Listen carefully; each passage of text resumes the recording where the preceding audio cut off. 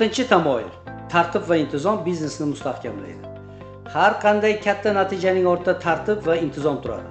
Biznesda muvaffaqiyatga erishish tasodif emas. Bu doimiy harakat, reja va intizom natijasidir. MW Airlife hamkorligida shu tamoyil juda muhim o'rin tutadi. Chunki bu biznes tizimli ishlashga asoslangan. Agar inson o'z vaqti, harakatlari va natijalarini to'g'ri boshqarsa, u jamoasini ham to'g'ri boshqara oladi va natijada barqaror daromadga erishadi. Tartib va intizom MW Airlife biznesida quyidagilarda namoyon bo'ladi. Har kuni harakat qilish, yangi insonlar bilan tanishish va imkoniyatni ko'rsatish. Prezentatsiya va uchrashuvlarni reja asosida o'tkazish.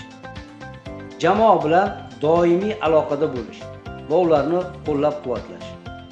Treninglar va o'quv darslarida ishtirok etib, doimiy rivojlanib borish. Follow up kuzatuvni o'z vaqtida amalga oshirish.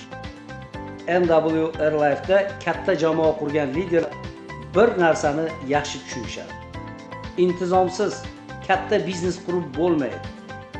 Agar inson har kuni oz-ozdan harakat qilib tizimga amal qilsa, vaqt o'tishi bilan u katta jamoa va passiv daromad yaratishi mumkin.